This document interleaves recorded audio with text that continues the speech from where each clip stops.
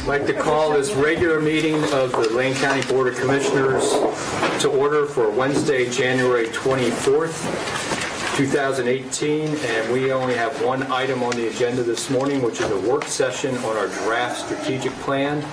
And I want to turn this over to Administrator Moker Heisky to kick us off, and then we can get us introduced to some of the folks that we haven't seen around the table. Thank you, Mr. Chair and Commissioners. My job's really easy this morning. I just get to introduce Phil Kiesling, who is the Director for the Center for Public Service at Portland State University.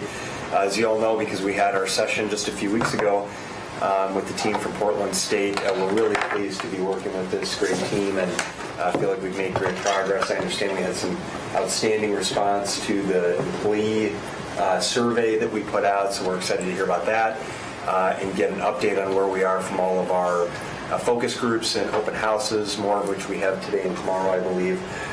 So it's my pleasure, and I want to thank Mr. Kiesling for being here today and kicking us off. Great. Well, first and foremost, I want to thank all of you. This is a wonderful opportunity for us and my colleagues here at Portland State and the Hatfield School of Government. And specifically, I'm director of an entity there called the Center for Public Service. And the center exists to connect the resources of faculty, students, and programs with real-world needs of practitioners. So it's very much an applied notion out of the university about helping people in public service with the various challenges that they have. So this opportunity is just right at the center of our sweet spot about what we like, which is theory informed, and certainly folks here that have been in have studied this, graduate students and professors, but it is very much practitioner focused and helping solve real world problems. So I'll have a chance here in a second to kind of dive in later to dive back in some of the presentation, but I want to just briefly mention some of the kinds of things we do in addition to this. We've actually done a great piece of work in Lane County helping the city of Cresswell look at issues about partnership with the Lane County Sheriff. We've done work around equity and inclusion, helping organizations deal with changing workforces. We're doing something right now for the Portland Fire Bureau, and in the city of Gresham, we're doing work that involves looking at issues of how mental behavioral health impacts public safety and the work that people do in the street and the fire and emergency medical and police world. We've done work on total employer cost of compensation that helps people map and measure very important components of cost. So our team is here and ready to follow up. We're delighted that we had the chance to do this project. We look forward to the next couple of weeks. We've got our work cut out for us, we know. But I'm going to now just turn it over to our team leader, Margaret Banyan, to tell you a little bit about the agenda for today and maybe introduce everybody else that's on the team. So, Dr. Banyan. Thank you. So good to see everybody, and thanks again for hosting us. So what we'll do this morning is first, I know you probably remember these fine folks, but if we can just have our team introduce ourselves. Good to see you all. Paul Manson. Marcus Engel. Good morning, Tate Williams. Yes, thank you. So what we'll do, just an overview before we turn it on into the substance of the presentation. First, we're going to talk about the key planning drivers, some of the things that inform the strategic plan, or we think are kind of cross-cutting issues. And then we'll talk about our data collection activities and to date, what we've done and what we've learned so far. And then we want to go into a draft strategic plan framework. So the idea for today was to really give you some kind of an outline so we could get a lot of feedback on what else you would like to see and the direction that we intend to go, so that we've got some time to reframe that if necessary, or add or delete some issues. And then we'll talk about next steps, and then we'll do a lot of discussion and feedback. So we've got some breaks during the presentation for you to ask questions and have a discussion. But that's sort of the plan for today. So I'm going to turn it over back to Marcus and Phil to talk about the key drivers. And I'm going to give you that if you need it. Yes. Unless you would like me to be your slide reader. I will. Do they have copies also of the presentation? And it's on our website, on our agenda. If you just click the view material, you get the Great. presentations right there. So. Thanks. Great to be back with you again. Very fond memories of our productive kickoff session, which was only just a couple weeks ago. And you remember that day, we started off with a Picasso icebreaker, and we all drew pictures. Thank goodness we're not going to do that again this morning, okay? However, we do have a very important lead-off session that our team has been working on. When we think about doing strategic planning, we always look at what are the current drivers in the context that should be providing the rationale and the undercurrent for the strategy, for the strategic objectives, and the kind of trends that are emerging that all of us as decision makers should be thinking about and planning on, or at least monitoring as we go along. So one of the things our team has been working on is looking at all of your documents, your budget presentations, your other presentations, Steve, that you've been doing, and also looking at the national and the state trends and trying to pull together several what we call key drivers that we think are going to be driving this new strategy.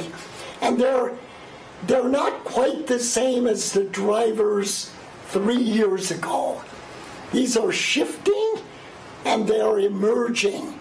So they're things that we think we're using in formulating the strategy, and we want your kind of impression and feedback about them. We're not here to teach you about the drivers because you feel these every day, but they're part of this strategic thinking that undergirds what our team has been coming up with.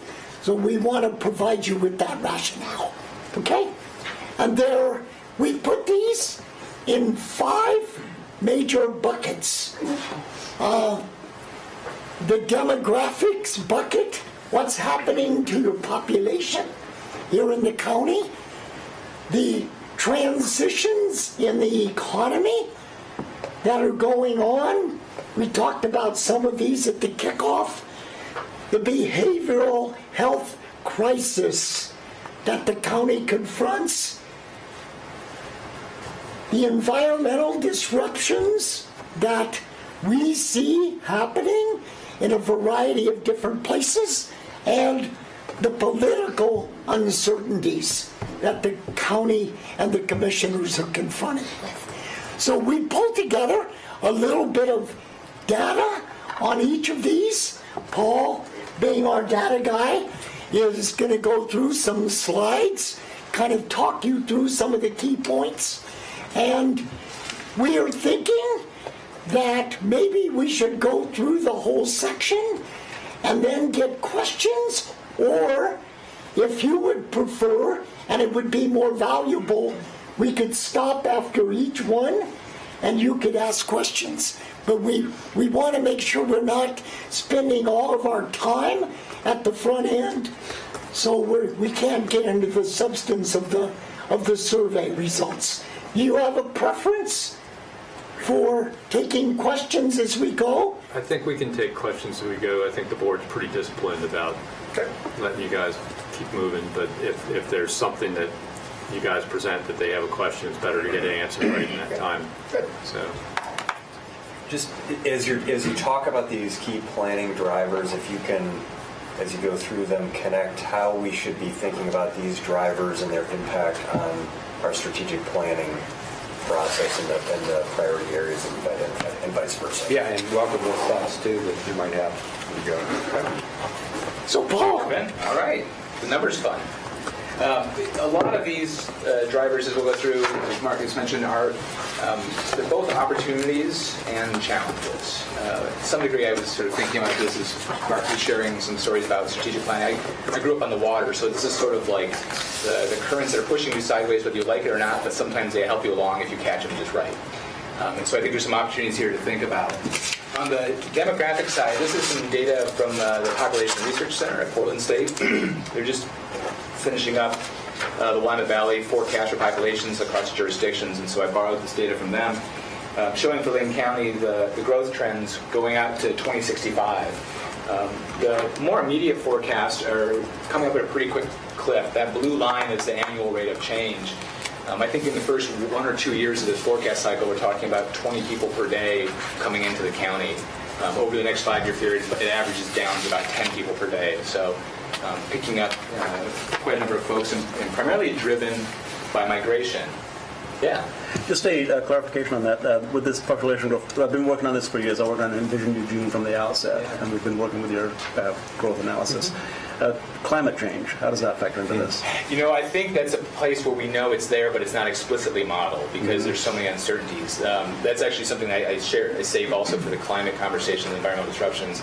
The immigration pressure from those coming from areas that are changing rapidly is a scenario that the Northwest in general is anticipating. I'll be patient to hear about that. Through Envision Eugene, I always questioned that because we had a certain projected growth in the city of Eugene, and therefore we did not expand our urban growth boundary for residential based upon those projections. So. And that's a key challenge, right? These projections they play a land use and regulatory role in terms of what that land consumption forecast is, and so are always a challenge to come down to because the assumptions in there. My understanding at this point is the Population Research Center is not explicitly including climate-driven migration or climate refugees, depending on how you want to phrase that. But obviously, watching the summers in Arizona and California and land value differences, there's a strong pressure. Absolutely. And I think that's reflected in part with this next piece, which is talking about where that growth comes from. And here you're seeing that the natural increase going forward, family formation is changing, household formation is changing. So what's driving population growth isn't an increase in families having children, but is in folks moving here from other parts of the U.S. or from the state. To the point that when we get out in the sort of distant future, 2030, we actually see sort of native Oregonians shrinking, in essence, the population-wise. We're not having the children replace ourselves, but we're seeing migration much greater than that, filling in the growth. Trend across the U.S. in general, sort of really rich down. The other part of this is what the age demographic looks like. We're living longer. And so we're keeping the baby boomers alive as well. So that tail that we... for the record. That's right. So traditionally in a demographic distribution of age, you sort of think of this pyramid where we have lots of younger age cohorts, and then as time goes on, things happen.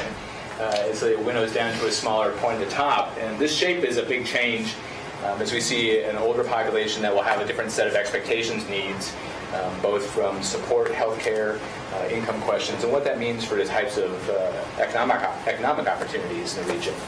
We can think about more retirement in place type questions or aging in place type questions. Are the resources there to support folks who want to retire? This is something we see a lot on the Oregon coast.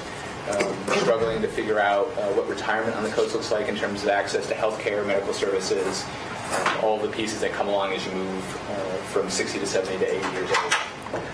I'm not going to have a lot of questions. This is the time. The 20 to 24 shifting gauges. We have 7 high schools that graduate a class every year, and we would hope that those folks would like to stay here. So I'm presuming that bump incorporates the fact that we are graduating someplace in excess of, 1,400 people annually who would like to not live with their parents. And that,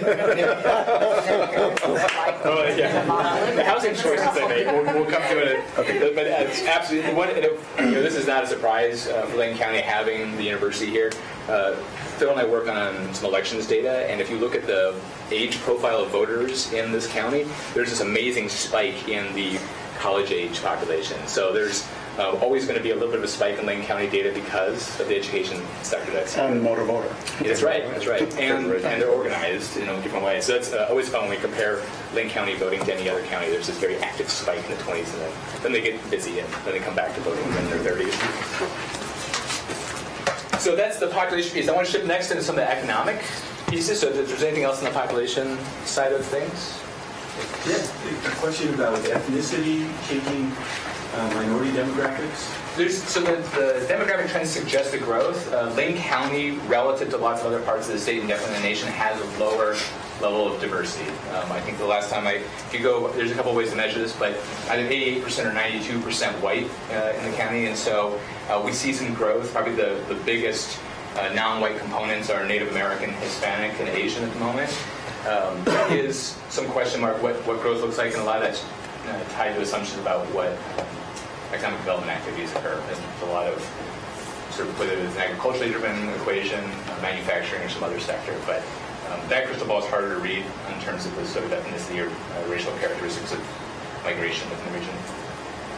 It gets to a question about what percentage now in the schools. So if you look at the 7 high schools, for example, is there statistics about that? That might be something we want to add as a driver to just see what best we could come up with. Because I don't think it's the Salem Kaiser School, which is now majority minority students. But, And if I may, Mr. Buchanan, I mentioned those are metropolitan area, but Right. a lot more high schools than the 7, obviously. right, But, just the metro area. Right. And for us on the population piece, thinking about the strategic plan, a lot of this does drive the aging piece is that question mark about what the services that are needed for that population as it changes going forward and how that falls to the county or to other partnerships. And then similarly on the growth management side, sort of the role of, especially I think the outside the UGB growth rates on some of these models are quicker than some of the ones within the urban in a relative fashion. So there might be an intensification of development outside in the unincorporated areas that might come with the population growth, so something to keep an eye on there. But again, one of the challenges here is that horizons on this research and the population work are much longer than the strategic plan, but thinking about what are the building blocks to start in the next 3 years to help that next 3 year go down the road. Economics, I think the bottom line on the economic story here is there's two stories on both of them. There's a good story and a bad story as things change and trying to figure out what that means. I tried to pull data from the before the recession forward to sort of give a reference, right? This has been an interesting time of history to be alive and doing this work. All of this is from the Federal Reserve's data set. So on the unemployment side, things look good. Right? We're not where we were when things were scary back during the recession. It's been a slow, steady improvement on unemployment numbers overall. Median incomes also improving. This data for this setup poll was ending in 2015, so that trend line continues forward. So we see improvement in unemployment and improvement in income, but some things have fundamentally shifted. And I think this was shared maybe previously in some economic and budget forecasting presentations, but this blue line here shows the drop in manufacturing jobs tied to the recession and then it plateauing at that low point. And so not seeing an advance where other service-based jobs are now on the rise to replace that. And that's a fundamental change in the sort of work that's done, the type of wages that are tied to it, and the sorts of stability that are connected with it. So thinking about this in terms of what types of recruitment or economic development opportunities are available are tied to this shift and what the type of work is within the county. So if I could make a comment on that real quickly. So first of all, on the previous graph, I don't know about you, but that's nearly a 20% rise since 2000. Jay and I were elected in 2011. So I'm looking at 2011, we were under 40,000 a year. We're now about 48,000 as of 2015. That's nearly 20%, which is a really nice run, and it continues to go upward. On the next graph, what you'll see right now, so we've had a regional economic strategy we've had in place now for about, well, I was still mayor, so during my final term as mayor. So we're talking 7-8 years now, and the strong focus is what we call traded sector strategies. We've identified those. What's interesting about the manufacturing piece that you've noticed there, you've mentioned, is that automation is playing a major part of it. And so And so this is why we're beginning to talk about not how many jobs are created, but the wealth that's being created in the community, because what's happening is that the automation has replaced so many of those, like for instance a mill doesn't have a green chain anymore. Green chains haven't existed now, and maybe some of the old mills still do, but for the most part they just don't exist. And so you don't have those type of employment opportunities that you did maybe if you were coming out of high school, which they used to.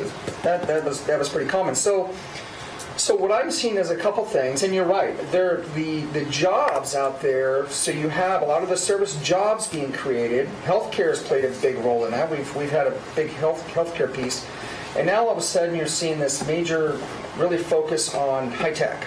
And high tech is real. It's becoming to get real here.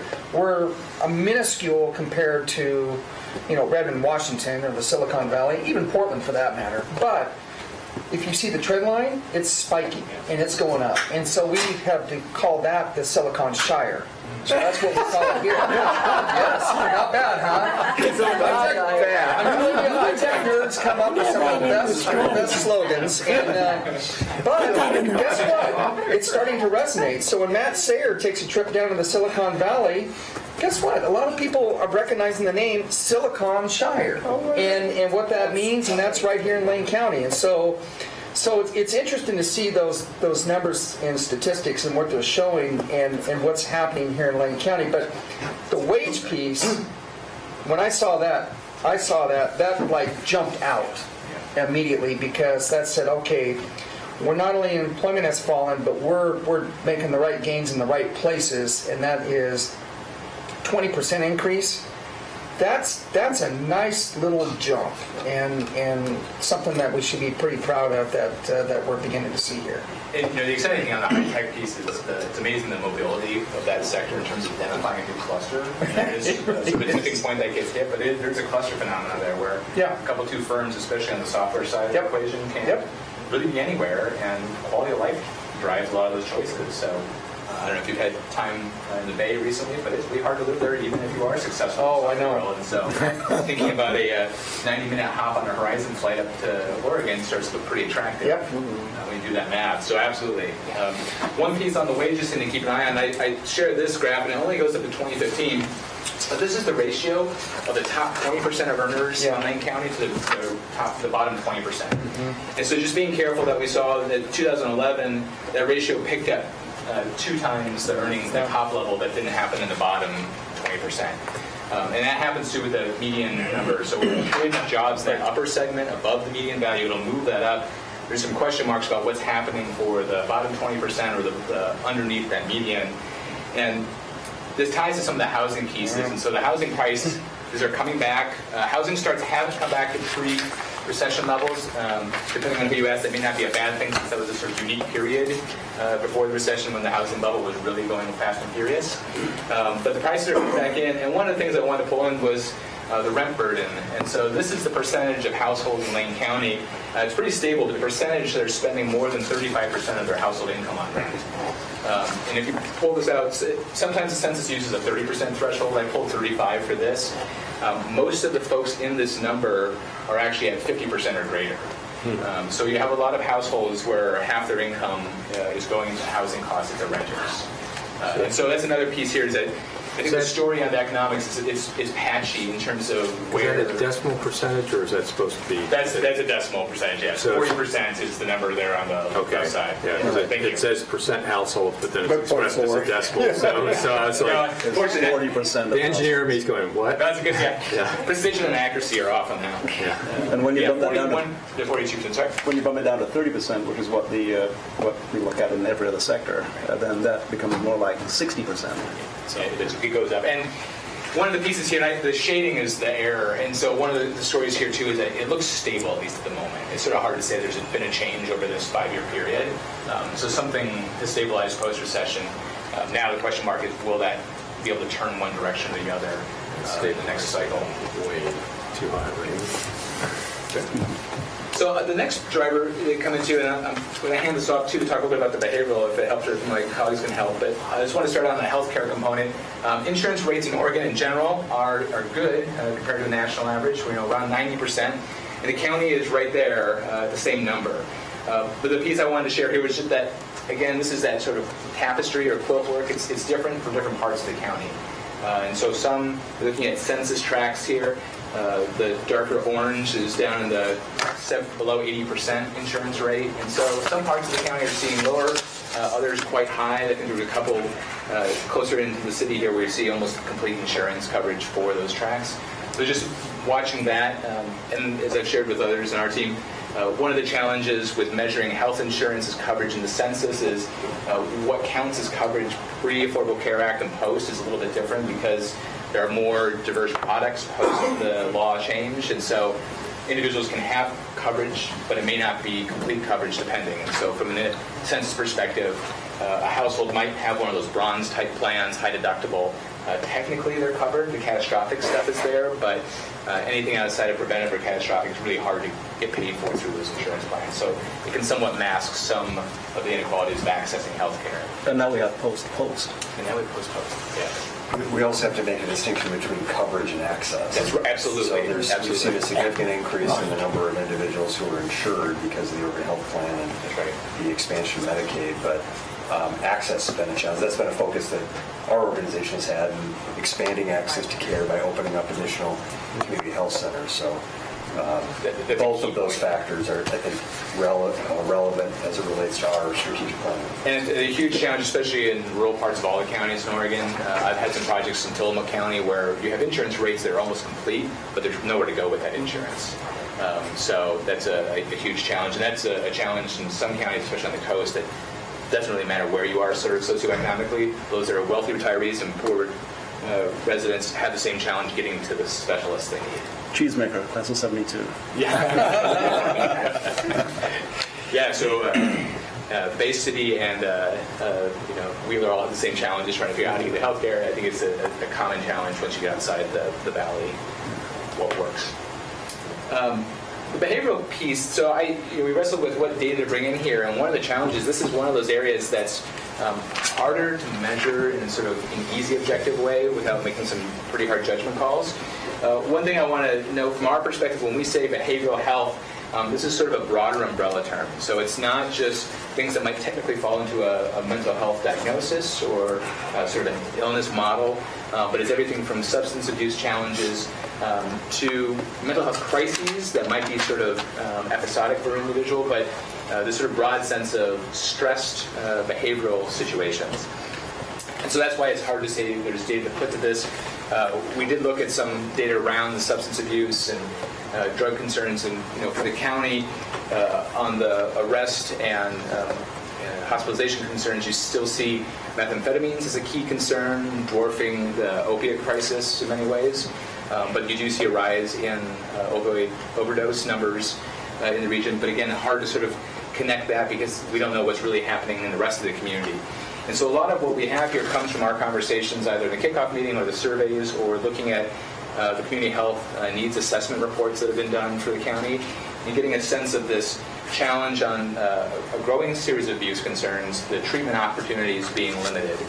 And then, as we were just talking about the healthcare in general, the access piece in general, sort of access to healthcare, but also access for behavioral types of challenges for residents. We made these slides pre-Measure 101 results coming in, so we as a team weren't quite sure what would happen at an election in this political climate. Nothing seemed certain.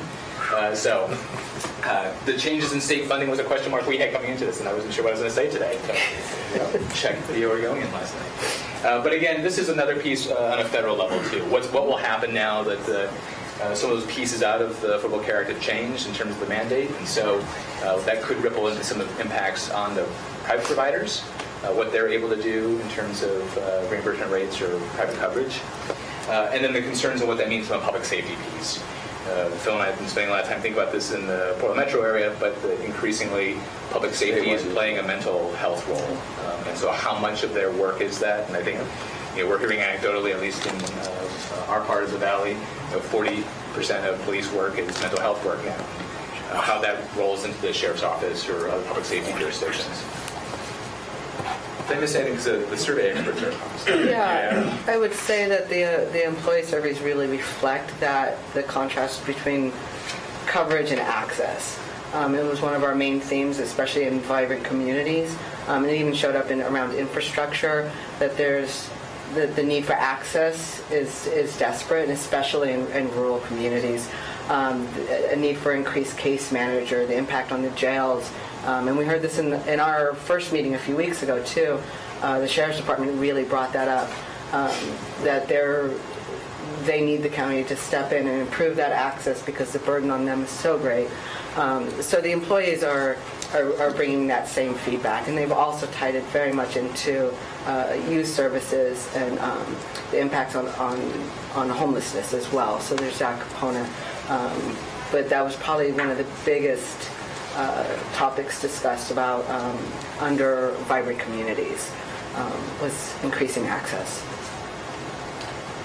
One of the things I'd add, and we saw this at one of our AOC meetings just recently, as well as here in Lane County, and that is the suicide rate among our youth. It is, I can't get my arms around it. And I think what really blew it up was just the recent suicide by the young quarterback out of Washington State, who, and you're hearing his friends now saying, well, there's signs I missed in this type of thing. And, and we received an update from our folks here, our public health folks, but statewide.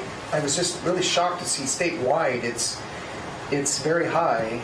And so Lane County is just not by itself. It's something that's happening throughout the state. And then, like I said, what we saw in Pullman was just, people can't even get their arms around that one. I mean, here's a young man who you think has the world by the,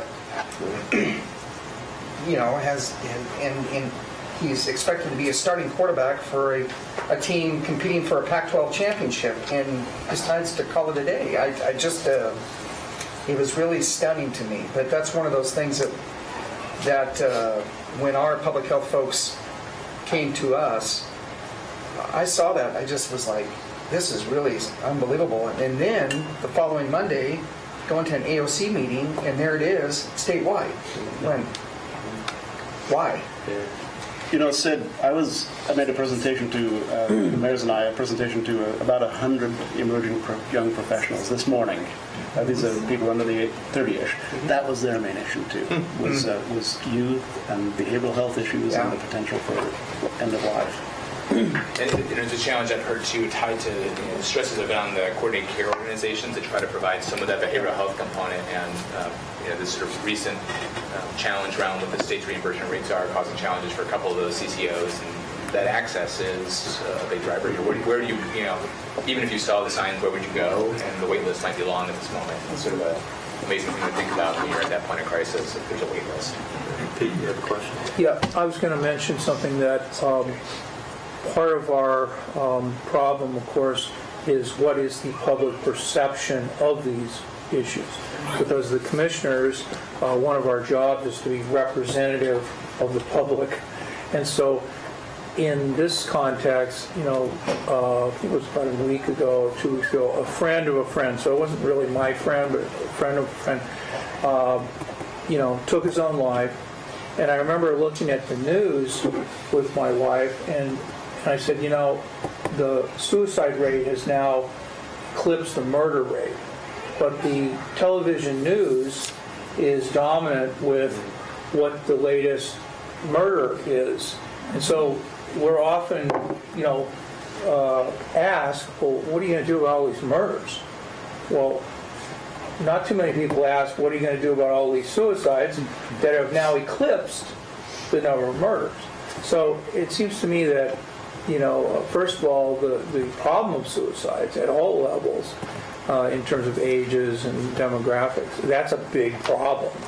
But I think the other problem related to it is, well, then what's the public perception of that? Because how do people get information on that? If it's a topic that maybe isn't discussed, like maybe there's a taboo to be talking about suicide versus talking about murder. Of course, I was raised in a family where we're talking about politics and religion was frowned upon. I've been violating that rule my whole life.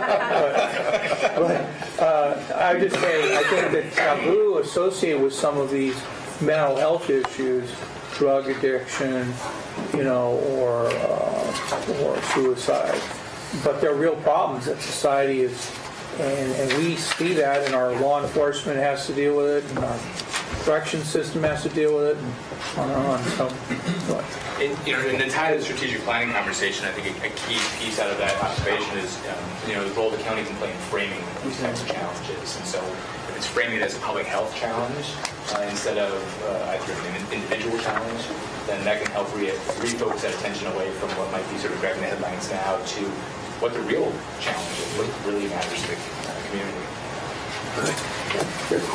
On the environmental disruptions, we're including a few things here.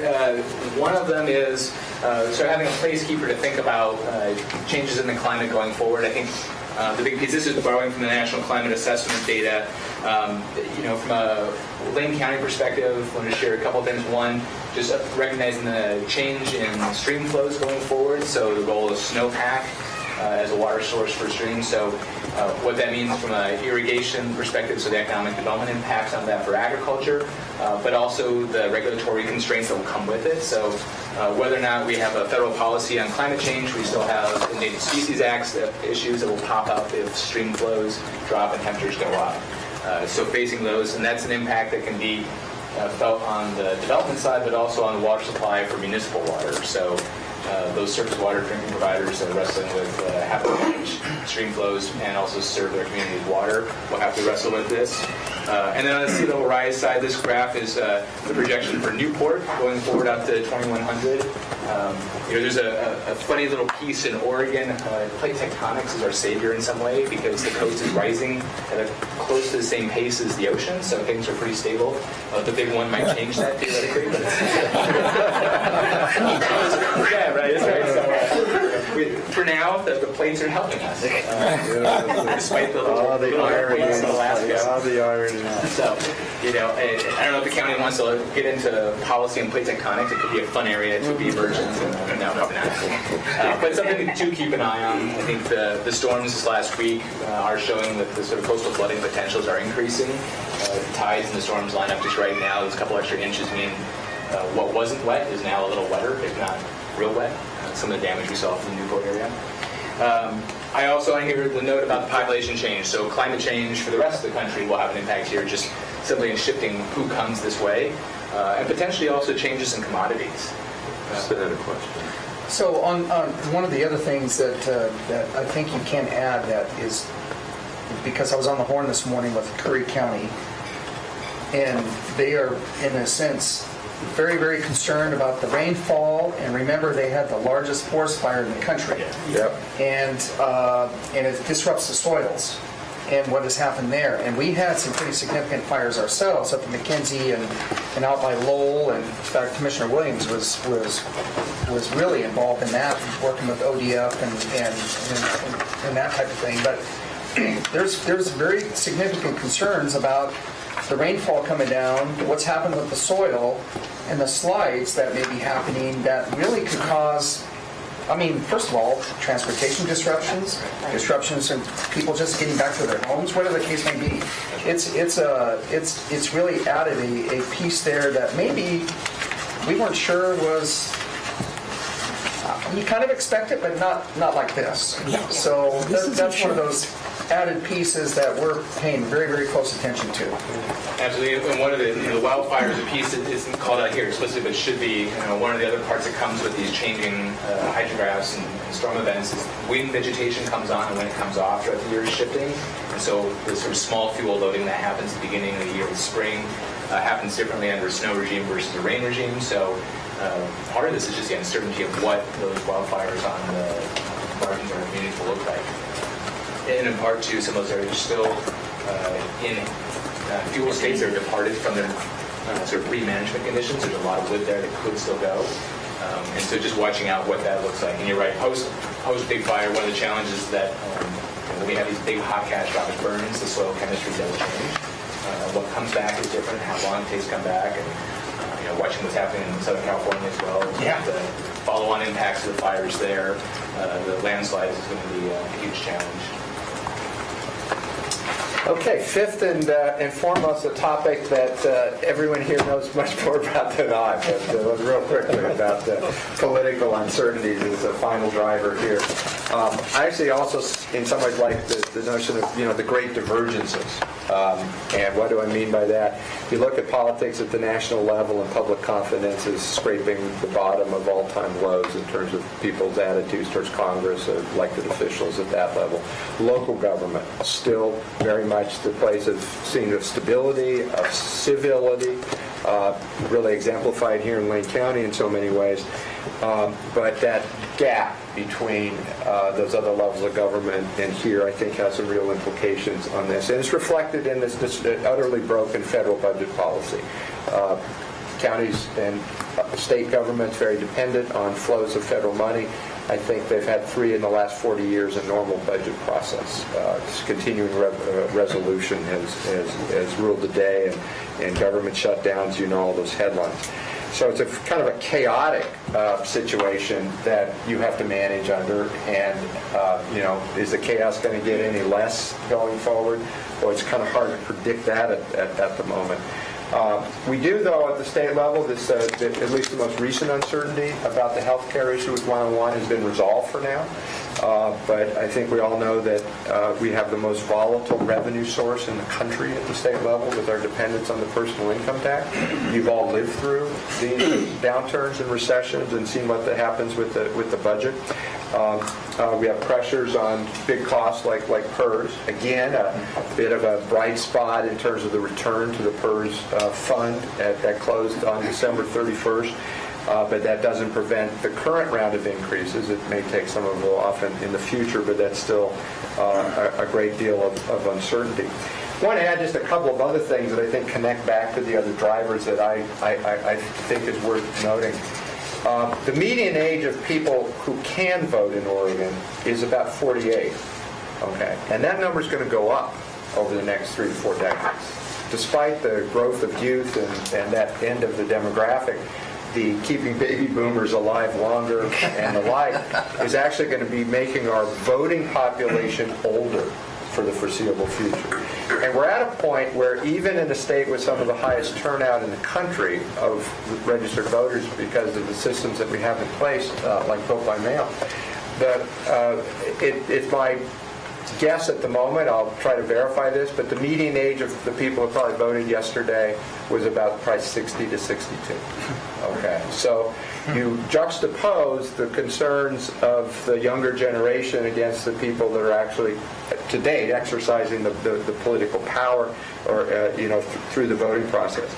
And I think, too, while a lot of people talk about partisan divide, polarization and the like, I think it's, to me, it's a more useful frame about some of the divides we have over geography and generation. So the rural-urban, which Lane County, of the biggest counties in Oregon, probably has more of that in bigger proportions of each than places like Washington, where I grew up.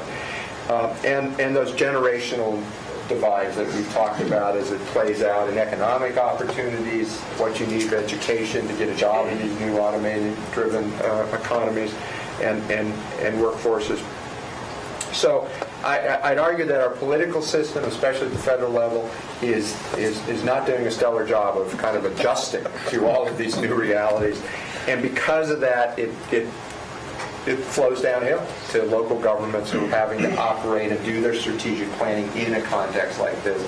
And I think it goes back to why things like partnerships that we're going to talk about in a second is part of a key priority. The importance of building those wherever you can to mitigate against a lot of these uncertainties, and again, which I think the county has done a great job of doing.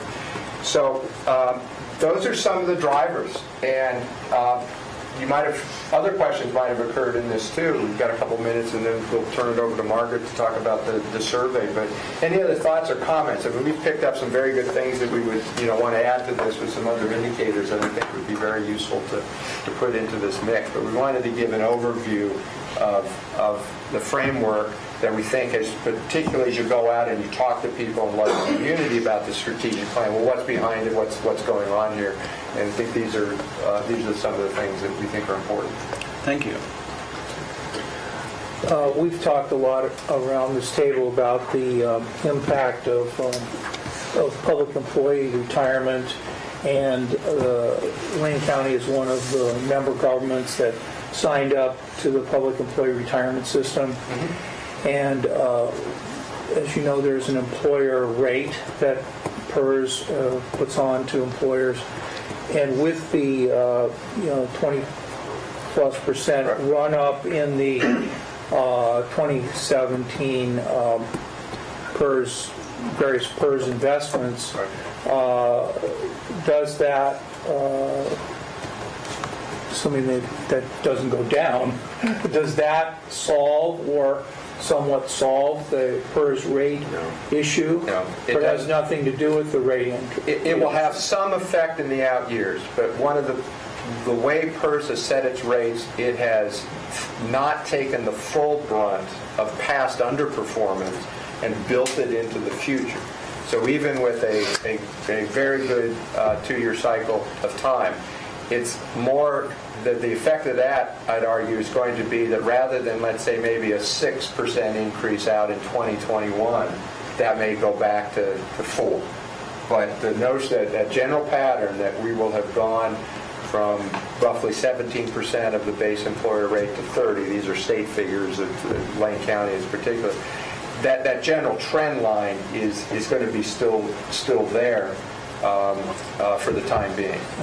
And that's been the challenge of PERS, is that if you don't take, in a sense, the bitter medicine all at once, you build some of that into the future. And the previous years were very much underperforming because you're trying to aim for the 7.2% rate. Used to be aiming for 8%, right? And we used to aim for 8%, that's right.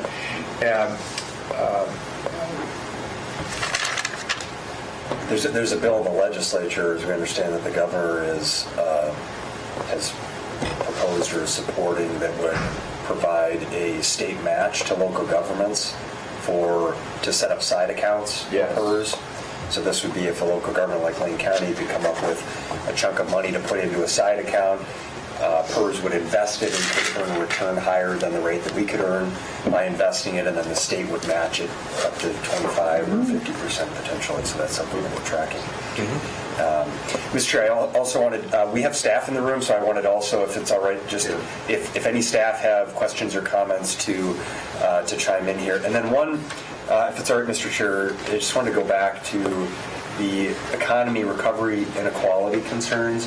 We went through that really quickly, but I just want to make a point here that, to me, all of these other drivers, with maybe the exception of the environmental disruption, are impacted by the economic transitions and the disparities in the economy. And I think this is a fundamental issue that nationally, if not internationally, we're dealing with, and we're going to continue to contend with at a local level. There was a study that came out in the last week about income disparity internationally, and it indicated that in the past year, all of the wealth generated, I think it was 84% of the wealth went to the top 1% in the world. And that, we've seen this from a political standpoint nationally, that, two of the top candidates that gained a lot of support on both sides of the political aisle were either a socialist or a nationalist. So there's more and more and we're seeing this play out in our local communities, and I think it's a concern that we need to contend with around the sort of the loss of the middle class, the challenges that we're dealing with the working poor, this reality that so much of the wealth generation is going towards a very small percentage of individuals, wealthy people who are landowners, and that's a reality. I'm not making a political statement, I'm just making a factual statement about the economic system internationally and here in our country that is going to continue to drive all of these other factors. our aging population, behavioral health issues, political uncertainties, and then the ability of large portions of our population to handle environmental disruptions. So I don't know that I have a solution or an answer to that, but I just think that those, we certainly, the board has maintained a laser focus on economic development through our Vibrant Communities efforts and making sure that we're supporting jobs, living wage, family supporting jobs. We're focused on issues like affordable housing and workforce housing. And I think we just need to continue to have that understanding about the economic challenges that not only our nation, but particularly here in our community, we will continue to face.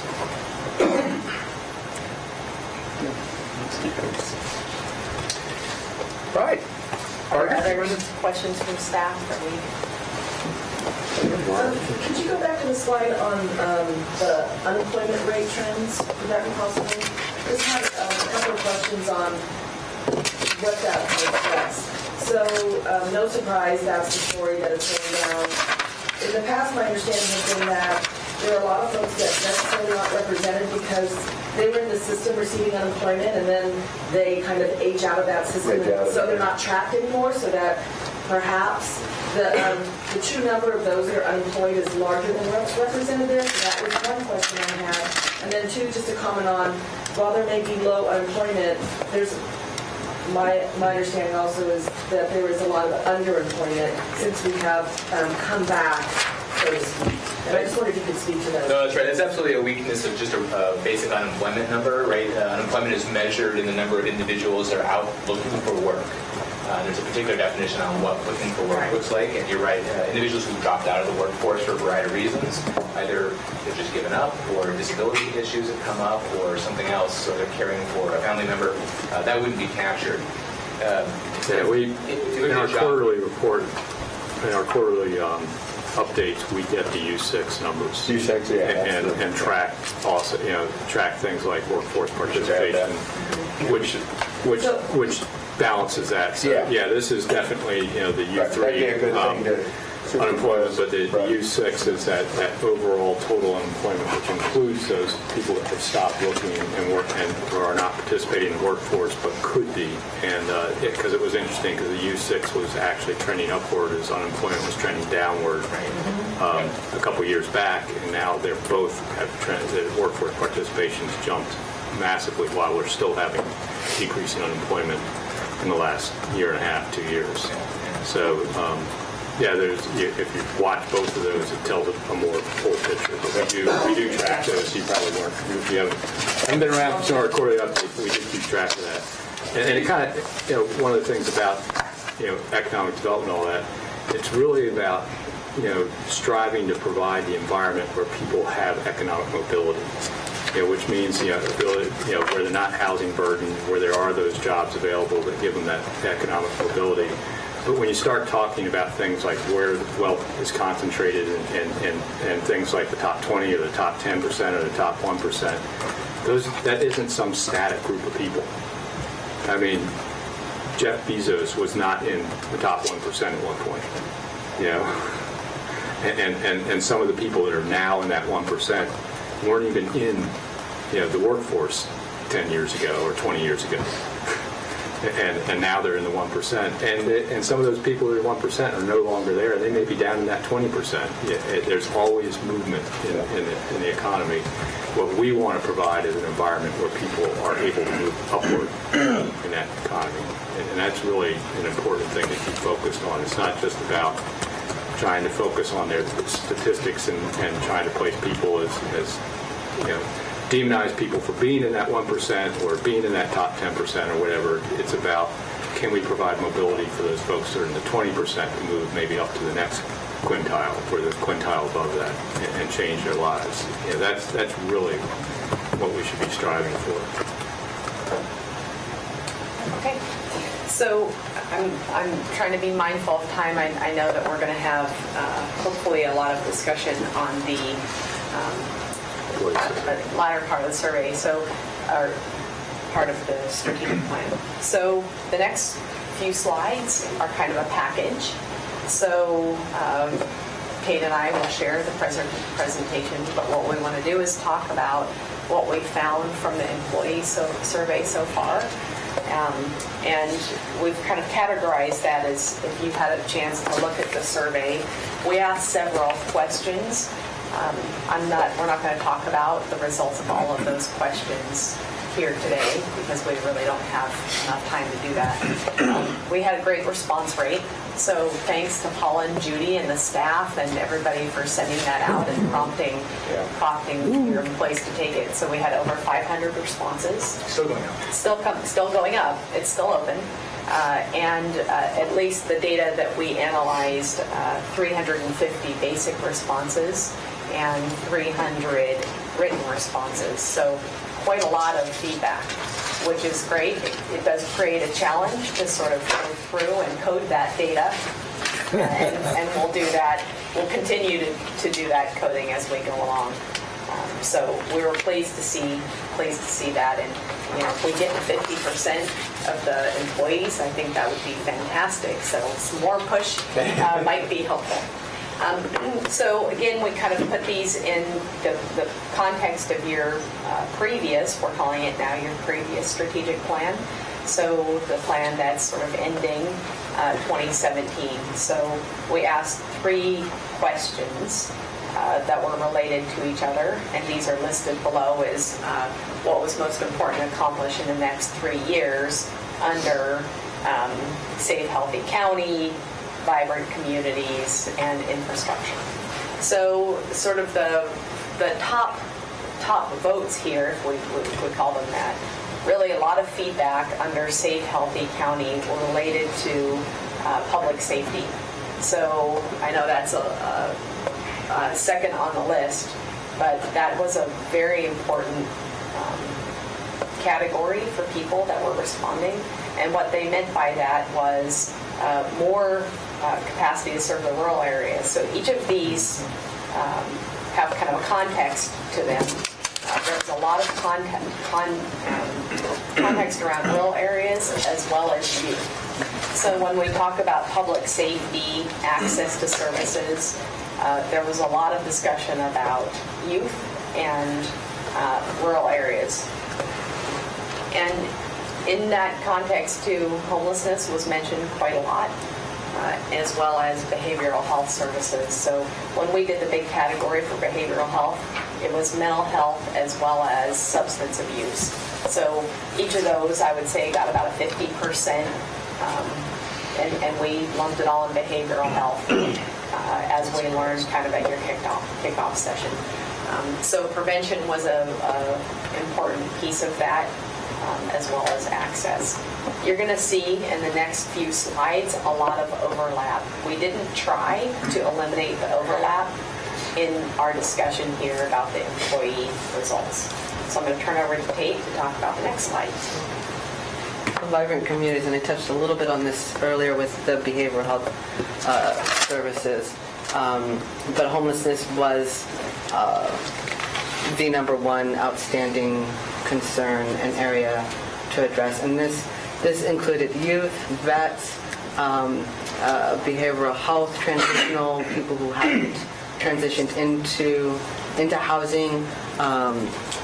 So this was a big piece. And this also kind of tied in a little bit. There was some comment around downtown development in connection with homelessness. So there was some very specific context for what they meant by what they thought the issue around homelessness was. And so downtown development was a little bit of a piece of that.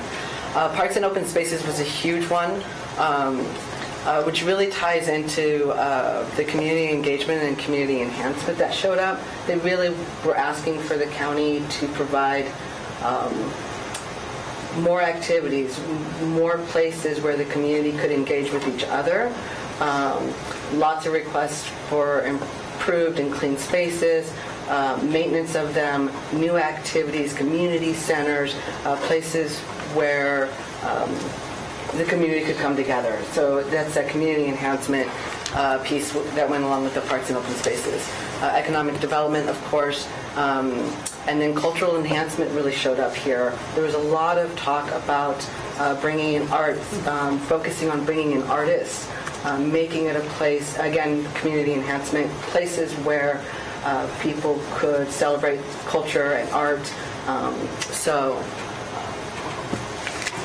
that was Migrant Communities. So the next question that we asked was about infrastructure. And in your previous strategic plan, or the existing one, the 2017 plan, you have infrastructure divided into two buckets. One is kind of the physical infrastructure of the county, and the other is the employees as infrastructure. So we got some divergent comments, mostly because of that. In that category, though, workforce development and employee wellness, when we talk about employees as infrastructure, there was a lot of interest in those kinds of investments. And it's interesting to sort of note, there wasn't a predominant interest in wages. It was more these other things that seem to drive motivation and participation. So health initiatives, access to health facilities, work-life balance were a lot of the comments that we got in this category. Then there was some discussion on the hard infrastructure side about facilities, new facilities, some discussion about more efficient use of the facilities that you have, really more focused on maintenance, maybe sort of collaborative office spaces, those sorts of kind of things. And there was some mention about the new courthouse, so that was also in that bucket as well.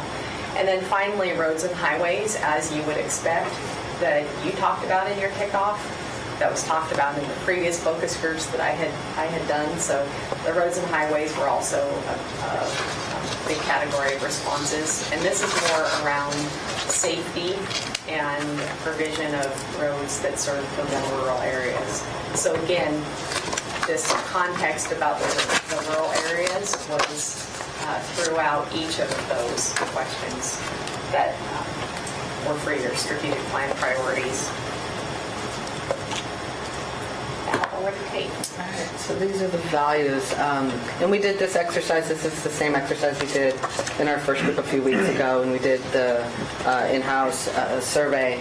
So we asked the same question. And you can see integrity, 45%. It's the number one value coming from the employees. A couple of things that we had talked about, kind of coming from our last meeting too, was that we had a lot of values. And that maybe some of them fit together.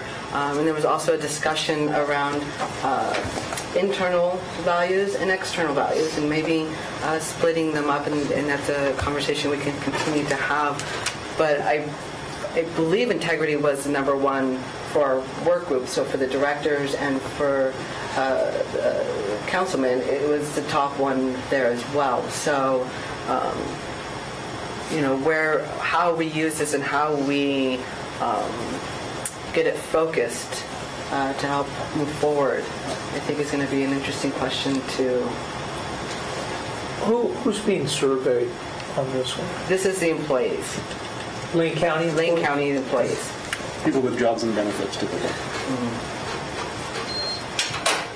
And that word cloud's the category of others. So you'll see there's that other line, about 2% supplies some other values. So see what each one to share. Is there a reaction to why integrity comes across so high on it, overwhelmingly high?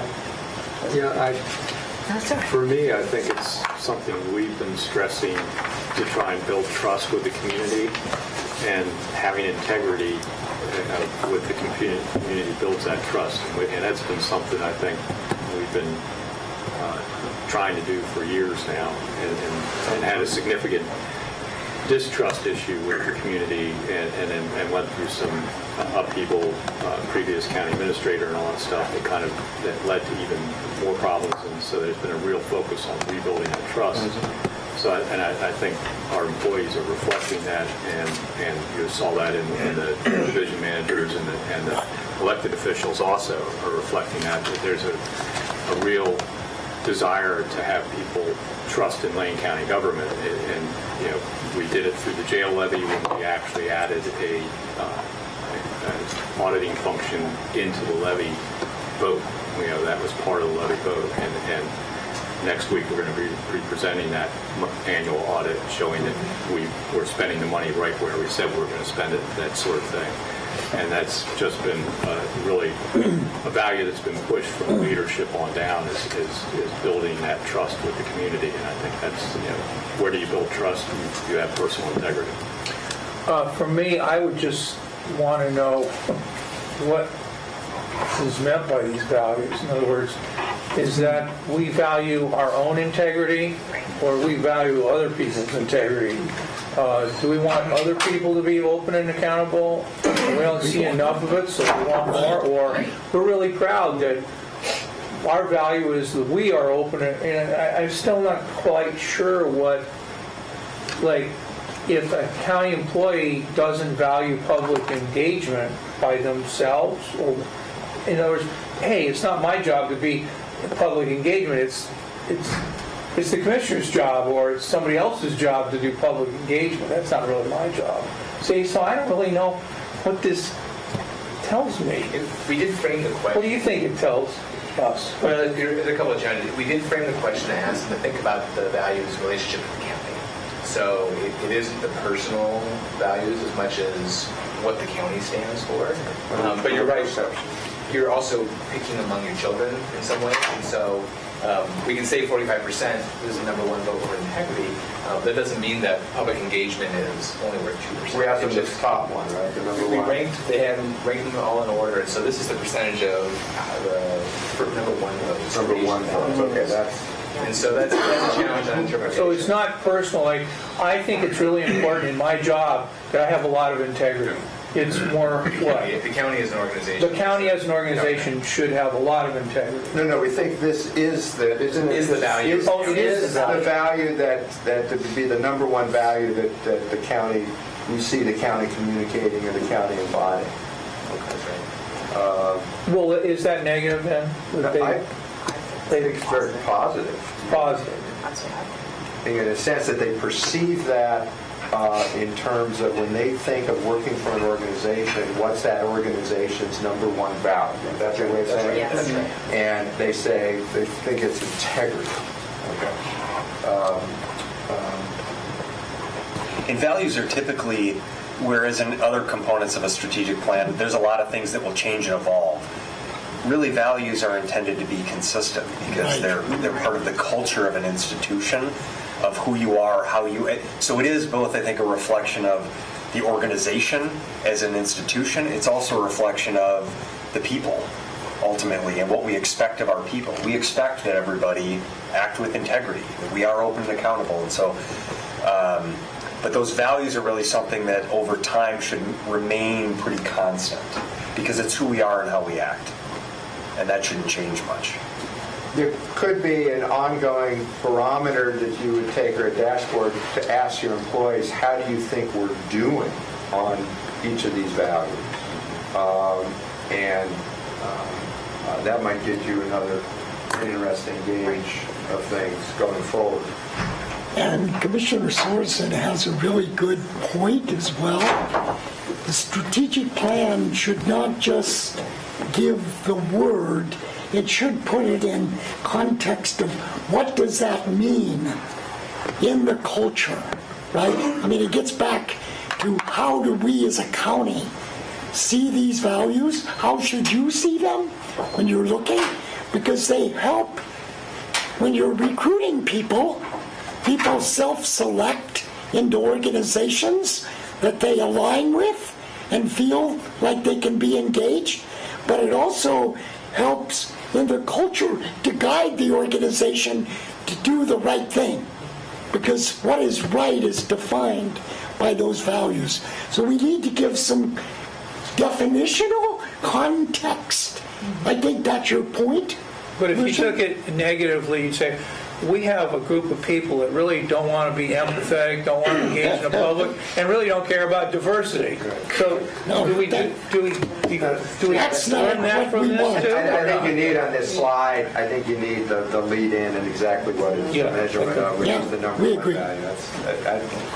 Yeah, that's a really good point about making sure this is public ready to share. And I think what we do with this information is we're continuing to listen, to develop some recommendations about what we do with this information. We felt like it was important to share because certainly there's a set of values that you want to communicate to your employees and to the public, right? So we've had this discussion about whether these are internal values or external values. So in the next few weeks, we'll be sort of thinking this through and developing some recommendations about where we think this values discussion might go. Yeah, I've sort of felt like there's an element of redundancy in some of these. To me, open and accountable and public engagement has some similarities to it. Respect and empathy, there's a little bit of overlap there. Excellence and stewardship. So there's, I think what we want to do is the more values you have, the more confusing it is. We did a leadership summit with 200 of our supervisors and managers in December, and I was trying to, on stage, recall off the top of my head, list off all of the values. I think I got all of them but one. But I just looked at them recently. So you want this to be, just like your mission, something that is easy enough for people to be compelled by, relate to, understand, and remember. And so that's sort of what we're trying to do here is say, what are the things that are most important as an organization? What are the things that are as clear and simple as possible to articulate who we are and what we expect of our people? Right. So the last question, Jamie, So this was the question about what can the county start doing. And public safety was, and we've seen this almost on every other slide, public safety, behavioral health, homelessness and housing. And we've talked about public safety and behavioral health and these being the same things, that the context is the same. Homelessness and housing was a little interesting. Housing and shelter came up quite a bit, but it wasn't, a few times affordable housing came up, but it wasn't the focus of what they meant by housing. It was transitional housing. It was housing that connected with behavioral health. Again, that transitional housing for youth, for people coming out of treatment, even out of jails. So that was more of the focus of the housing they were. So it was a little bit more specific. Like I said, a few people said affordable housing, we need new permits, we need new zoning, but really the focus came back to housing and shelter for those in a transitional space, which I thought was an interesting distinction. So, and like I said, public safety, again, connected really with rural, increasing the responses out there. And again, behavioral health is the access.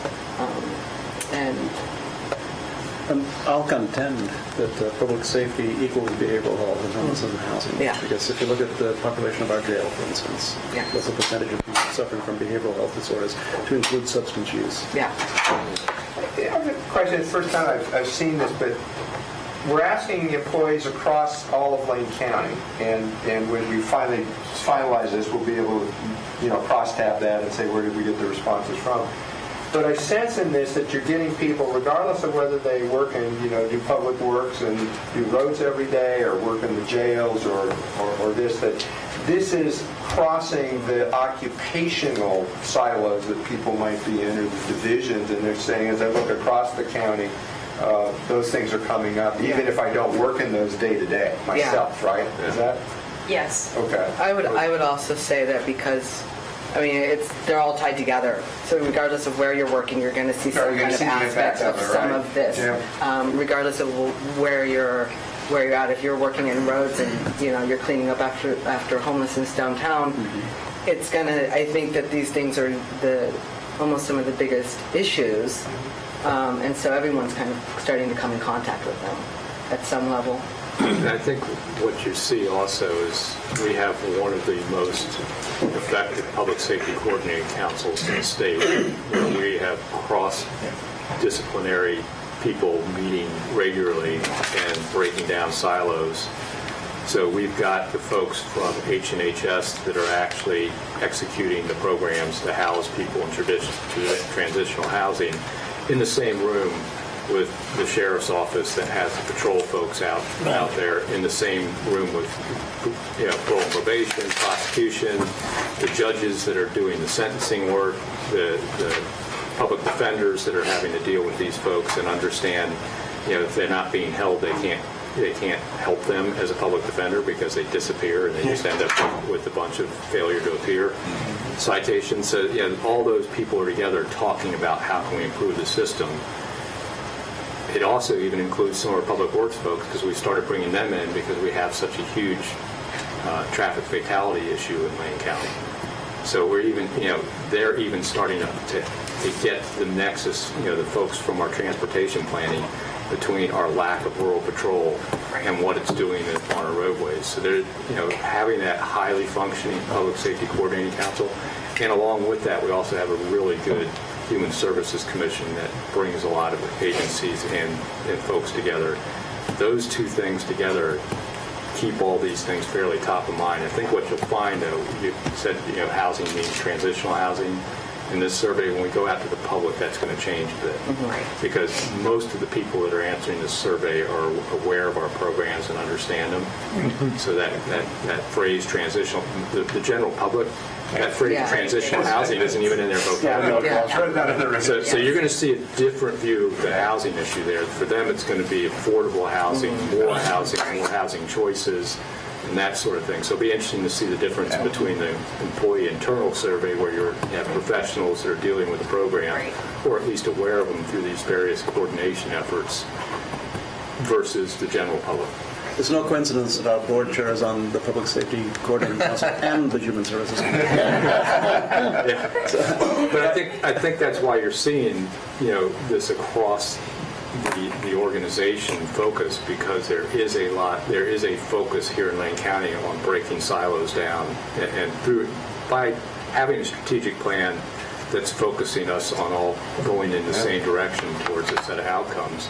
That I hand it to Steve, who really put us on that path with the strategic planning and held every department to focusing on how they fit that strategic plan.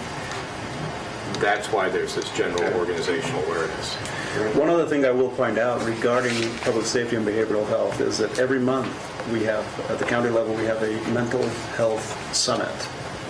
The DA is at it, the sheriff's at it, the captain of the jail is at it, and let's see, who else is there? All our service providers. And it happens once a month. It's a big table with 25 or 30 people. There's no breakfast. It's early in the morning. There's no breakfast. That's not what brings people. And the discussion is how do we coordinate public safety. Around mental health specifically. Any other county do something similar to that? Or is this... Wow, I never heard of that. We're kind of we're the leader in this.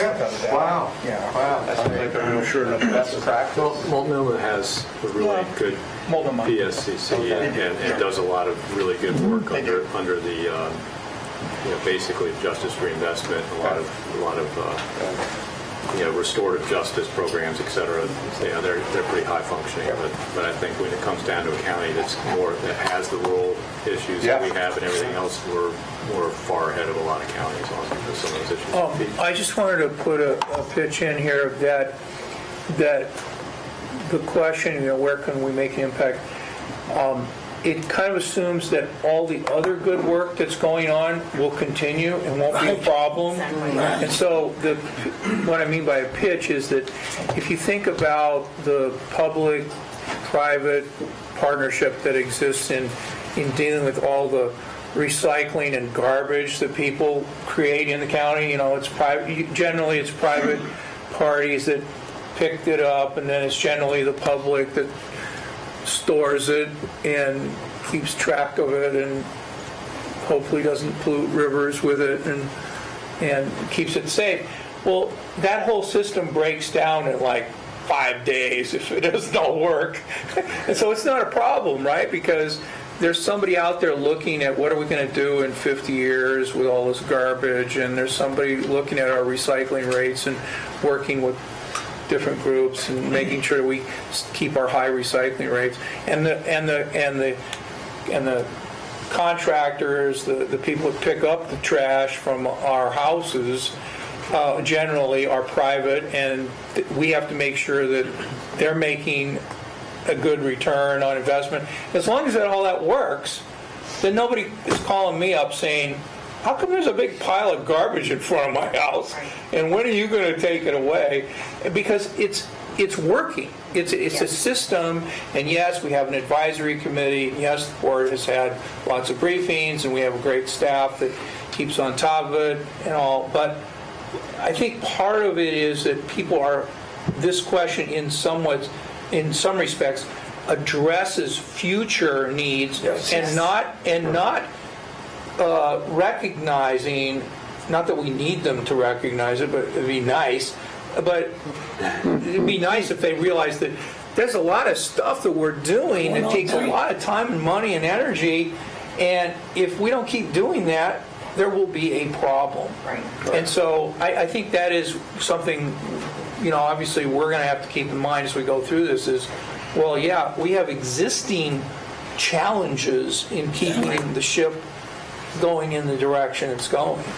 And on this last point, the public-private and nonprofit partnerships in the mental health areas, I do think Lane County does stand out.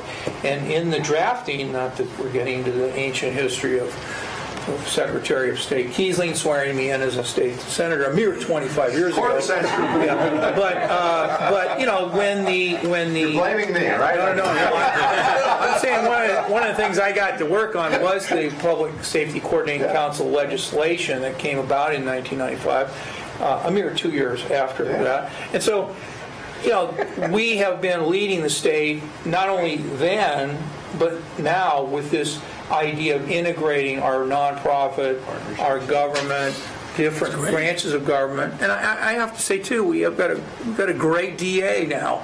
We really do. And so part of it is the leadership. Where does the leadership come from? Right. And how amenable are they to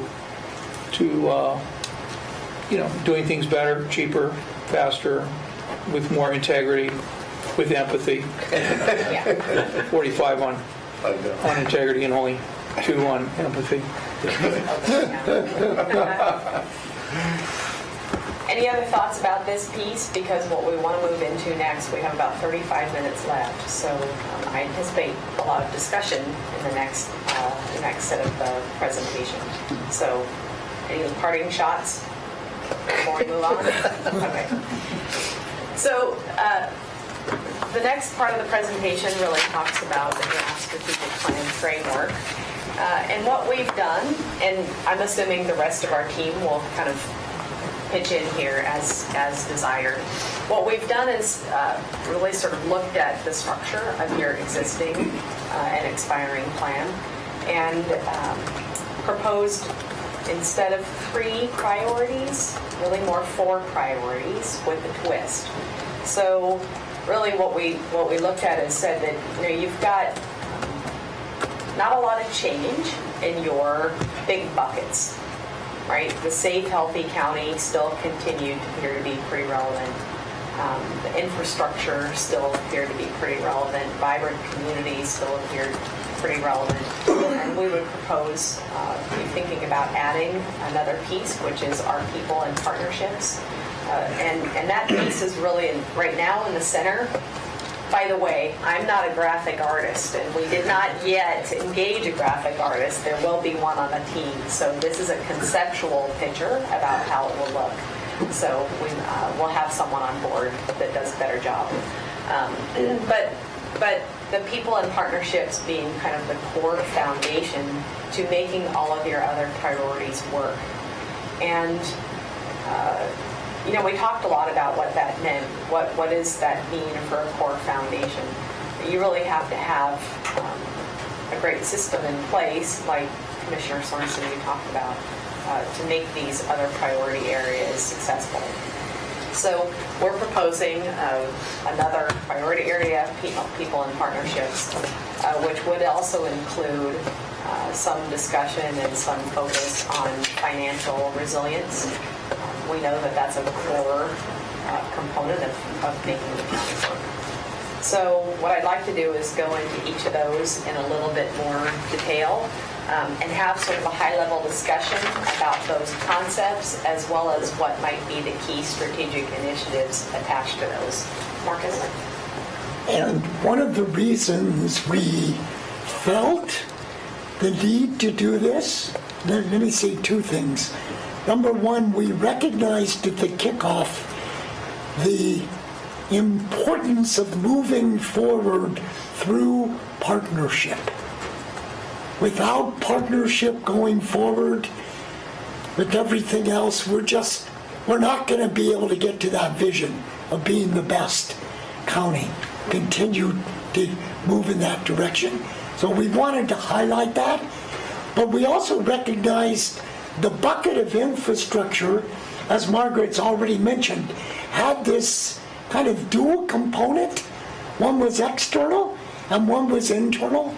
And we thought that we could make the infrastructure, the robust infrastructure now becomes more of the external. It's the physical, it's everything in the county, but what drives all of that is your people and partnership, the internal component. And the picture on one of the vision statements with the engaged people in the middle, we were taken by that. I think that was your group. Maybe. With the hands in the middle. Right. No, there were a couple. But, so that's kind of the underlying rationale. Picasso actually gave us that idea. So, but let's play with it. Let's see. So in this drafting, we did go back to the pictures that you drew. Pulled them out and looked at them. So I'd like to go through. One's on eBay, I think, already. Oh, yeah. High value. So what we'd like to do is go through each of these, and we've attached some key initiatives just as a draft. And again, this is kind of a high-level discussion here. I think we agree, Marcus probably wants to pitch in here, that there may be too many key initiatives on this list. So the rest of the process will be trying to whittle these down and possibly make them a bit more manageable. So the first is really the Safe, Healthy County. And with that, what we've done is provided kind of a general objective statement to define what that means. So for this, it would be protect and enhance the safety and health of Lane County residents and youth with a focus on enhancing and managing resources, improving access, prevention programs, and collaborative initiatives. Some of the key initiatives that we got from our kickoff event, focus groups, and the employee survey were really, again, focused around affordable housing and homelessness, public safety funding and service delivery, and then two pieces of health. One is more focused on behavioral health, and the other is focused on just the basic health of county residents, and more kind of the comments were around access and prevention. I could go through each of these and we can take questions, or what's your preference? To continue on? March ahead. You're doing a great job of covering everything. Yeah, Margaret, go through them all because it's all together. It's all together. And then we'll be able to. We had a healthy discussion a few days ago about what fit in what bucket, and the conclusion was it all impacts each other, so we need some way to kind of keep these separate because we're humans and we need some categories. So the next really was Migrant Communities. That's, in terms of the name, not real different. Some of your initiatives may be different under those. And that's in terms of managing equitable services for the urban and rural residents of the county, and enhancing opportunities and access embracing efficient systems and processes, collaboration with partners, and innovative solutions to solving problems. On this one, we talked about rural development, and one thing that didn't really come out but is emerging as a really serious issue is what we call the urban transition.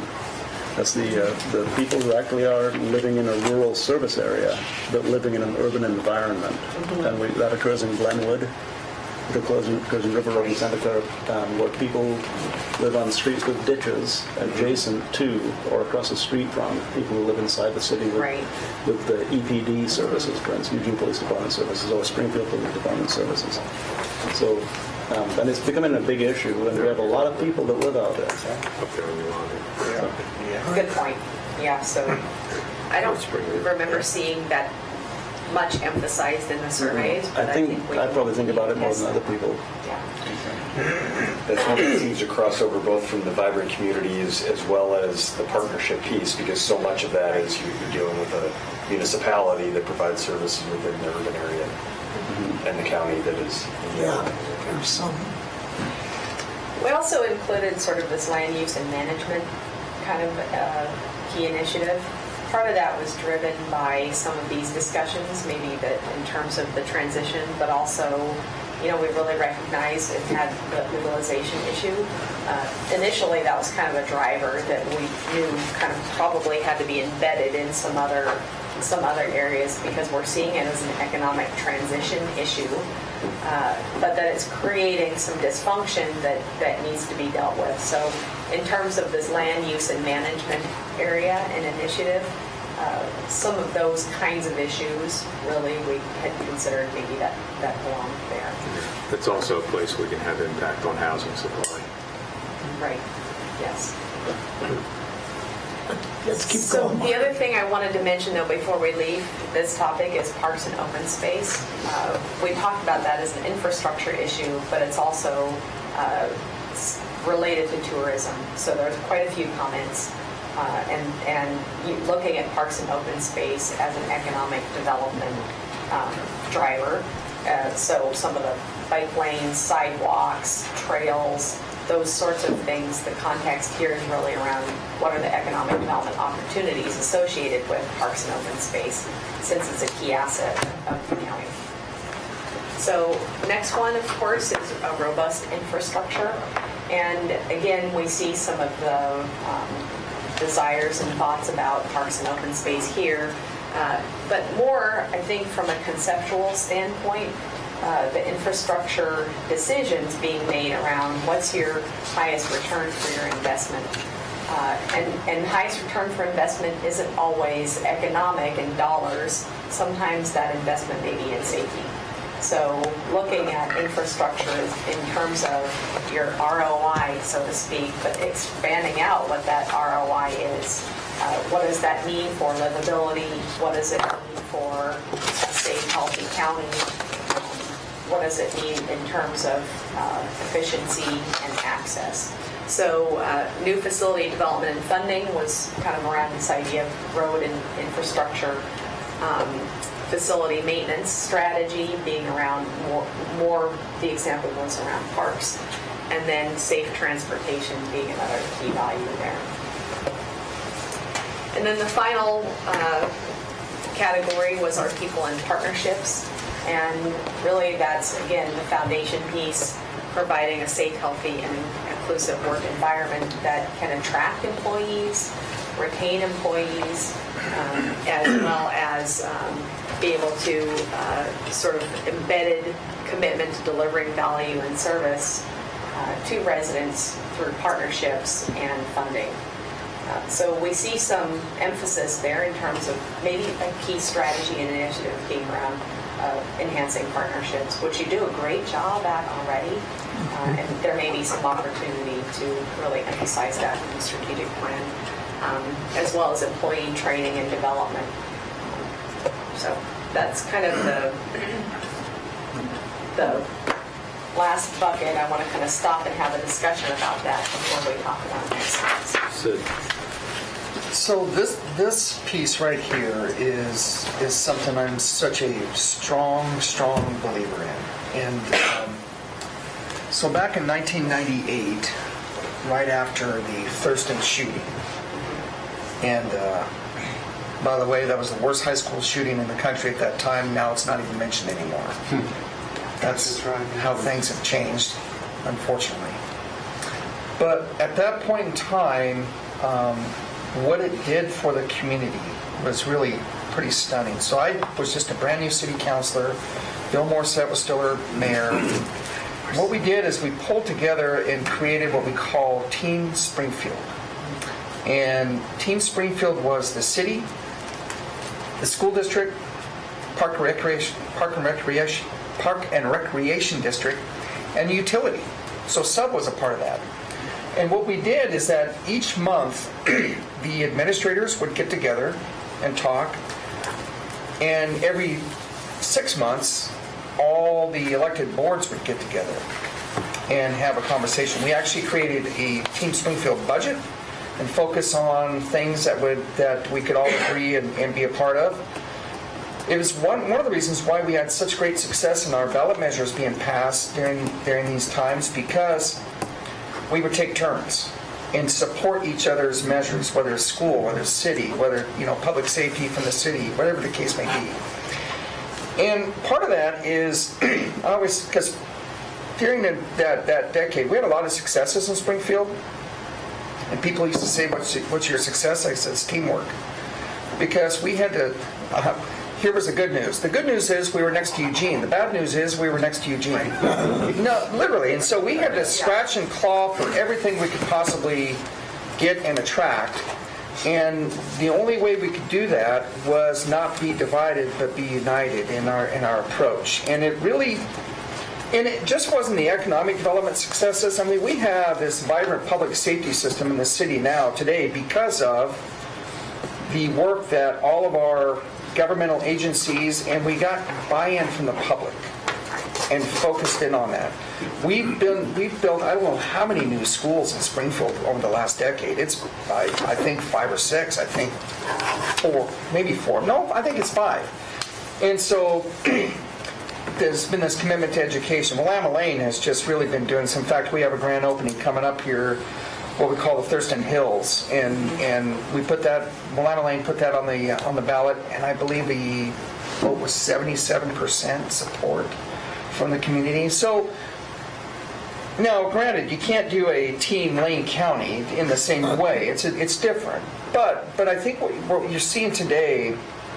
And this is where I look at the staff as much as anything. I look at our administrators and the work they're doing.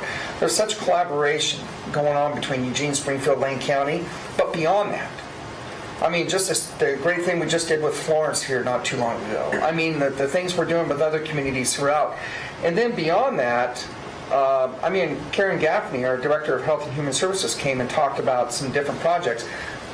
But the thing I caught immediately was the work she was doing with not just Lane, but Lynn, Benton, Lincoln counties, and the partnership that's going on involved there. And so when I see things like this is how counties, I think, are going to continue to really be successful, as long as we understand that while there are some areas we may not agree on, which is great, but there are plenty we can agree on, and all of a sudden we focus in on some of those. Economic development, public safety come to mind immediately. And so when I see this piece, this is probably one of the most important areas that we can hit on, because what we hit on this, it begins to be success on those other ones that you showed coming down, because we're limited on how much we're finite on dollars. Right. And the federal government has clearly turned our backs on especially the timber counties here the last few years. I mean, not only they're harvesting, they said they did away with securable schools. So to me, the federal feds told us, hey, to hell with you. Yeah. And so now where we turn to is how can we work together and to create these really great opportunities. And I think in turn, Lane County is a model when it comes to behavioral health in our public health. And I mean, Commissioner Farr has been highly involved in that. He can attest to that. We're a model for that. The work we're doing on our economic development sector strategies that Sarah Means from our economic development department is doing with partners throughout is really been pretty amazing. So that's why I see this piece, we really hit this and become much more successful in this piece. These other areas that you show, these other key initiatives, will really start to, I don't want to say take care of themselves, because they won't. I mean, you can't just take care of themselves, you have to work at it. But it will help kind of ease a lot of the, especially the financial issues that we get hit with. And see, Pete agrees. And so, Trying to keep us all on track here, folks. anyway, so that's really my comment, and this is one that really, to me, and I saw the success we had in Springfield and what that did, and how the success we're having with when we partner with other counties and our communities here in Lane County. It's pretty exciting to see what the future can hold. And Commissioner, I want to just try to capture that as we craft the verbiage, the notion of within and outside Lane Right. County, and of course private, nonprofit, and government partners as being key to that success. We saw in the kickoff how you work together as a county, the commissioners, Steve, Judy, and it's what we would call in the academia good governance. Some people call it leadership, but we searched for what do you want to call it? Maybe it's team, but we like this, our people and partnership to kind of, I think it's accessible and people understand it, but we're not convinced that's the best wording, so we need your input, but we agree that there's something really powerful about this particular initiative going forward. We have tremendous resources. Each one of us has been elected to a different elected office, so we all have multi-jurisdictional experience. Also, as we look around the room, we have people that we stole from the city, stole from the University of Oregon, stole from the Springfield. All three of those are That's it. That's it. So now they're your people, not their people. Well, right. our people. There's no us and them. No us or them indeed. But to go back to Commissioner Likens' point just for a moment, it's intriguing that the partnership piece showed up in your challenges and uncertainties, particularly at the state and federal level. Right. That the reliance on those partnerships, it's a changing beast for us. And so to bring that to the fore and really be attentive to the nature of the partnerships, I think is a place where we need to invest. Yeah, and it's a critique that you can use to others to say, look, whatever the politics are, we want you to be a better partner. You'll make your decisions, we won't always agree, but where's your spirit of partnership in what you're doing and how you're doing it? But we all serve on multi-jurisdictional bodies. Jay, you serve alongside on the PSCC, who's on that. Just about every jurisdiction in the county, and you get into, El Rapa is 5 jurisdictions serving together. Vegetable waste is 3 jurisdictions serving together. NBC and the Act, LCOG, Double Lane County. Yeah. So it's, It's just, and it's a reality of the way, we discussed, one of the uncertainties was the federal government and state government and how and it used to be local government could count on a certain allocation annually through the budget process. Yeah. And a lot of the nonprofits we worked with also got allocations. Exactly. Everything's grants nowadays. Yeah. So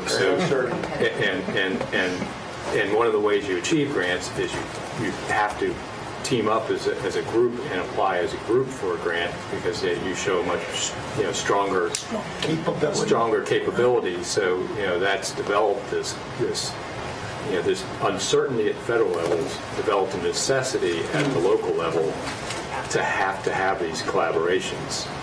and work in partnership. And we see it all the time. Next week we've got an agenda item where we're getting an IGA signed with DEQ to use some funding to do some environmental work on an old landfill that we want to turn over to the city of Cresswell for a park. So it's like the state's helping us do some work to eventually benefit a municipality, and it's those sort of, just little partnerships and collaborations that happen just we almost do it without thinking about it nowadays. I could look at our consent calendar agenda, and half of those are IGAs that are really a collaboration, or accepting of a grant or whatever, and it's always, pieces that are involved in there, whether it's our big stuff, continuum of care grant in H&HS, which is, millions of dollars versus some tiny little thing that just is helping us do some environmental assessment work. It's everywhere we look, we have multiple partners helping us with that grant funding, and that change in the structure of the way government's financed has made a huge change in how we have to work as a local government. So we have about, a few minutes left. I'd like to go into the next steps and then sort of quickly see if there's anything that you think we've missed or anything that you think is vitally important that we need to know going forward. And then we've got just one more thing we would like to share with you. So, of course, we've got the board work session today. Later on this afternoon, we'll be doing an employee open house, and we'll be looking at different priorities for some of the initiatives, as well as, again, asking a question about what are some of the key partners that employees think, partners and partnerships that could be developed around some of these areas. And then later on tonight, we'll be doing the community open house. And tomorrow afternoon, another employee open house.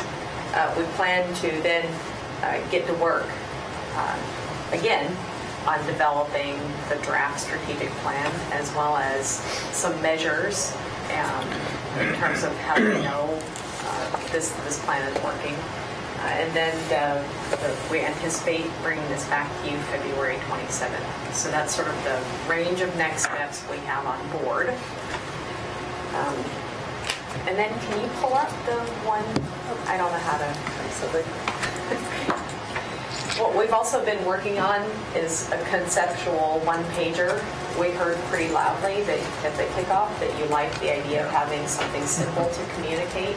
So this builds on your previous and expiring strategic plan graphic, where we would like to, is there a way to make that The whole page? up there? Yeah.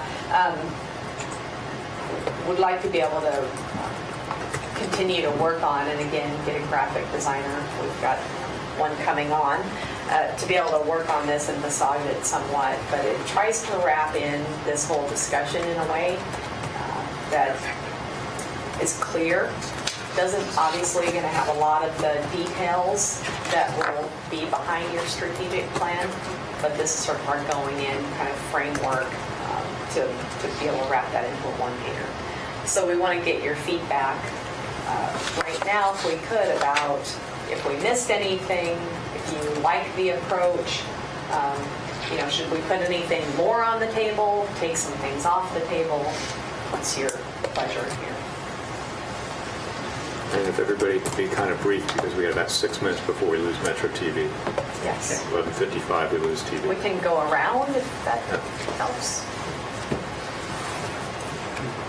Personally, I think you guys have hit just about everything. Same here. I think it'd be interesting to see the community surveys differences in some of that. I'm not quite sure parks and open spaces is high on our community's mind, maybe as our staff, for different reasons. But there's a few things I'll be interested to see the difference. Okay. Did you mention housing and behavioral health? I didn't catch that.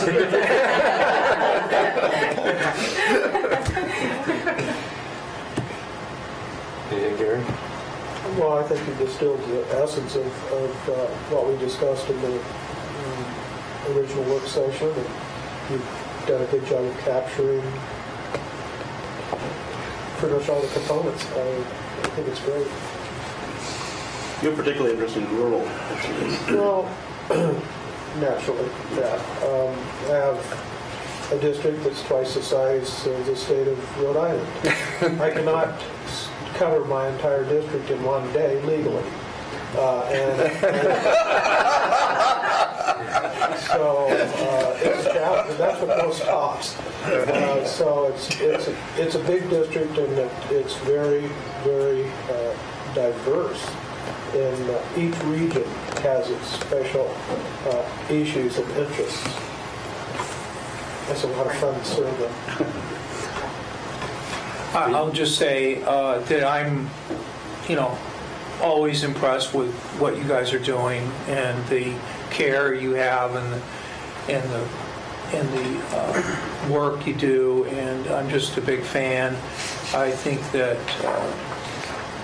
you get feedback from different segments, and I guess I would say the one thing that does concern me is the representative nature of who's doing the talking, because if a group of people get organized to say the number one problem is park benches in county parks, I'm skeptical of that, because it sounds like it's a group that has an important and legitimate iron in the fire that they want to pursue, but it doesn't necessarily isn't really a representative. I don't know how to really bridge that problem in government, because ultimately the election is the ultimate poll.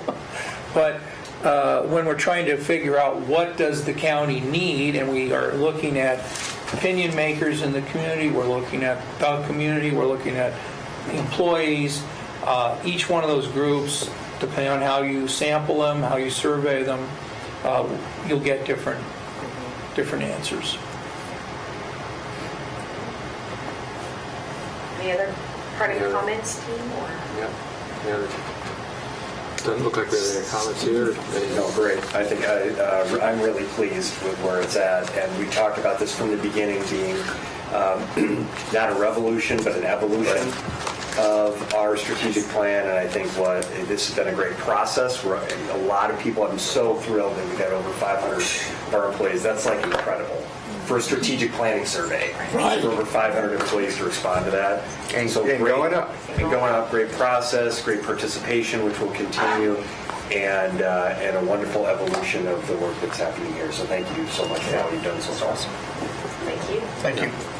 So, and I'll remind folks that might be watching on Metro TV, if you go to our website, put in strategic plan and hit the search button, you'll get to our strategic planning page, and there's a link there to the community survey for those that want to participate in the survey work. Absolutely. And I want to thank everybody for being here today, and we're finishing on time. I was a little worried at first, so we are adjourned. Thanks so much. How many folks are usually watching it?